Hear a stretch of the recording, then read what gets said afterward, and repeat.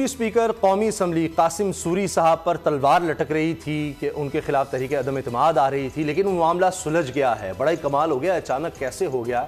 असद खरल साहब, ये क्या कहानी है? जिस तरह ब्रेक से पहले आप कह रहे थे, ये हुकूमत की जीत है, हुकूमत ने कोई नरमी दिखाई है, कोई गिव एंड टेक हुआ है, क्या है कि बस यही बात है जो कहा जा रहा है कि जी अब वो डिबेट होगी, जो बिल है उन पर, क्योंकि डिबेट होती है तो पता लगता है जनाब कुछ बिल पास ही नहीं हो पाते, और ऐसे बिल जो पीपल्स पार्टी चाहती है औरतों के हकूक दीगर मामलात में, वो भी पास नहीं हो पाते थे। तो अब ये दोबारा से आएंगे तो कानून साजी हो जाएगी, अपोजिशन उन पर अच्छी तरह बहस करेगी, क्या होगा? अपोजिशन ने मेरा ख्याल है अक्लमंदी का मुजाहरा किया है कि बार बार शिकस्त पे दर पे जो जिस तरीके से उनको पसपाई हुई है हर महाज में, तो मेरा ख्याल है उनको अकल आ गई है कि बजाय इस महाज में पसपाई हो। और दूसरा उन्होंने गेन क्या किया है कि हुकूमत ने जो 9 ऑर्डिनेंस, जिस तरह आपने कहा कि कानून साजी तो हो नहीं रही, वहाँ पर सवाए एक दूसरे के ऊपर तानाजनी की जाती है और फिक्राबाजी हो जाती है, जुमले कसे जाते हैं, बाकी तो लोग देख रहे हैं। प्रोडक्शन ऑर्डर्स की बात अब देखना ये है कि सिंसियर एफर्ट क्या अपोजिशन, यही जो बिल जो ऑर्डिनेंस की शक्ल में और 2 बिल मंजूर हुए थे, 9 ऑर्डिनेंस थे जी, क्या हुकूमत के साथ अपोजिशन लेजिस्लेशन में तावन करेगी या वो पॉइंट स्कोरिंग होगी? बाकी जो बात डोगर साहब ने कल की थी कि ये जो पार्लियामेंट्री कमेटियों जो इस्तीफे आए थे जो नून लीग पंजाब असम्बली से, उन्होंने कल ही बता दिया था कि उसका मकसद है कि हमजा शहबाज और सलमान रफ़ीक के प्रोडक्शन आर्डर जारी कराना। वो आपने देखा है कि वो 18 नवंबर का जो पंजाब असम्बली के इजलास है, वो प्रोडक्शन आर्डर उनके जारी हो गए, वो उनका टैक्टिक्स भी कामयाब हो गया है। तो ये दबाव के मुख्तलिफ एक हरबे हैं, वो इस्तेमाल करती है और हुकूमत लेट जाती है।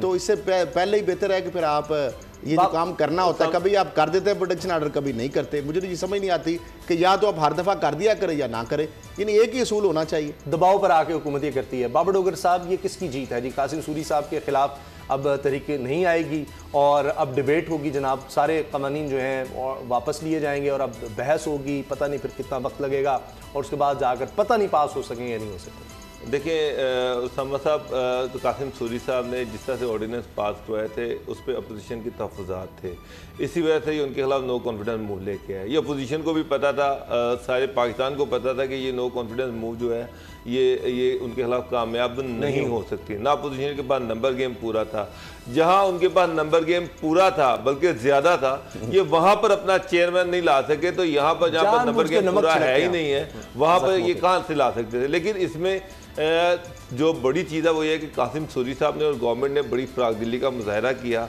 कि वो सारे ऑर्डिनेंसेस जो थे वो वापस ले लिए और मुतलका कमेटियों को भिजवा दिए गए ताकि अपोजिशन का उस पर इनपुट आए, उस पर बाकायदा डिबेट हो और उसके बाद वो पास हो।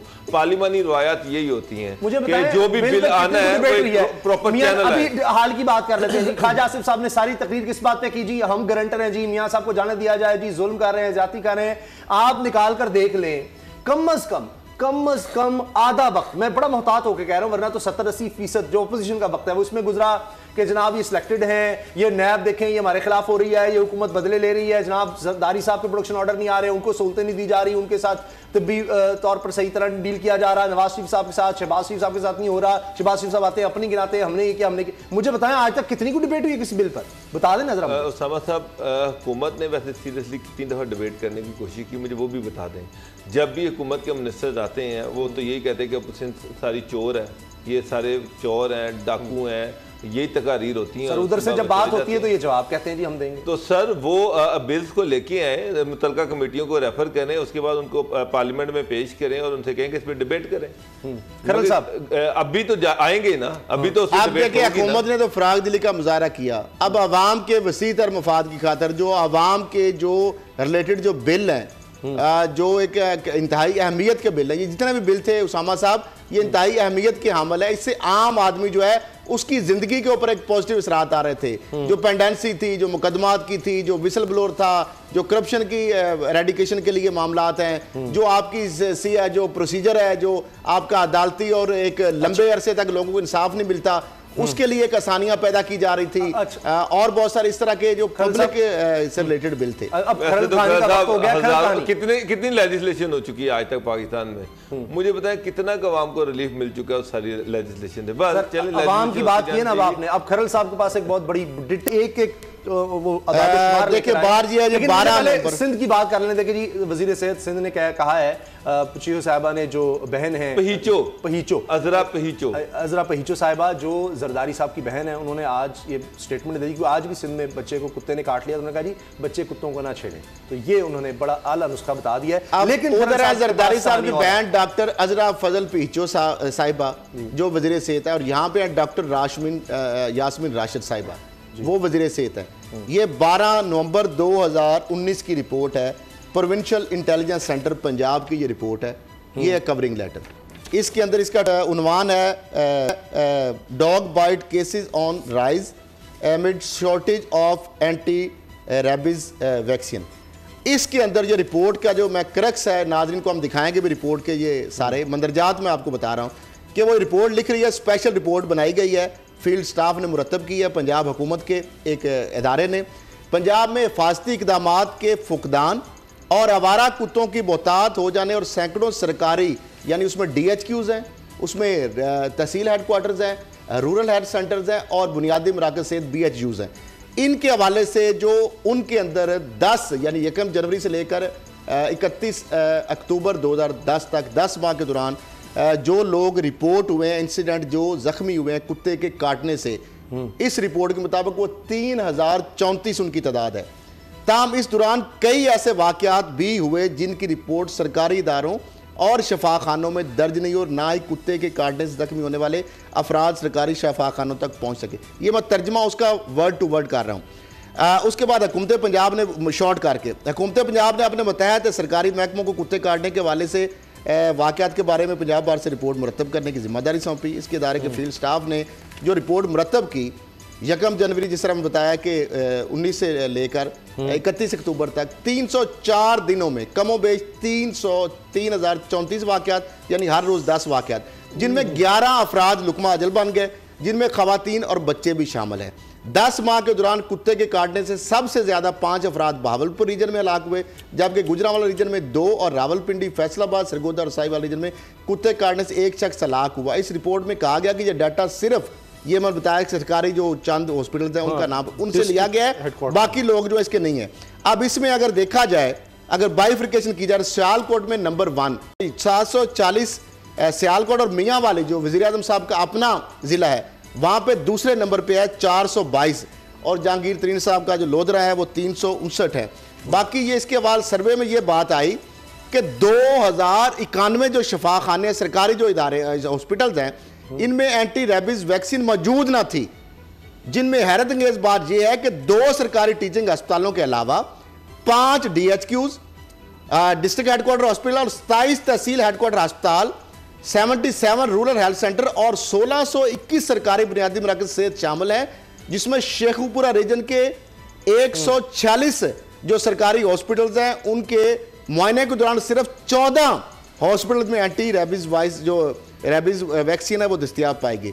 रिपोर्ट में ये कहा गया है कि कुत्तों के जो पंजाब के हवाले से वाकयात खतरनाक हद तक इजाफा हो गया है, जिसका महकमा सेहत को फौरी नोटिस लेना चाहिए और बिला तखीर ऑपरेशन क्लीन अप करना चाहिए। जबकि शहरी दही इलाकों में आपको आवारा कुत्ते गौलों की सूरत में पार्कों, स्लाटर हाउस के करीब, फैक्ट्रियों में और जो शादी वालों करीब और पोल्ट्री फार्म गिरदोनवा में ये पाए जाते हैं। रिपोर्ट में कहा गया कि तमाम सरकारी शफाखानों में एंटी रेबीज वैक्सीन दस्तयाबी को यकीनी बनाया जाए।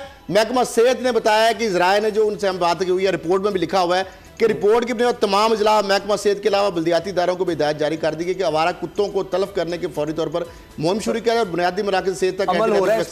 अब मुझे ये बताएं कि पंजाब के अंदर 3000 से जायद वाकयात रिपोर्ट हुए हैं सिर्फ 10 माह में, 11 अफराद हलाक हो चुके। ये वो रिपोर्ट है जो हॉस्पिटल्स में आए हैं, इससे दुगनी से ज्यादा शायद तादाद होगी इन लोगों को अवेयरनेस ही नहीं है और कुत्ते काटने से वो हॉस्पिटल का रुख नहीं करते। ये रिपोर्ट में मेंशन किया गया। अब डॉक्टर यास्मीन राशिद साहिबा हैं और DG फूड अथॉरिटी जो थे अब वो चुके हेल्थ के इसके उनके आते हैं। कैप्टन उस्मान साहब बड़े होनहार अफसर हैं, मुझे ये नहीं समझ आ रही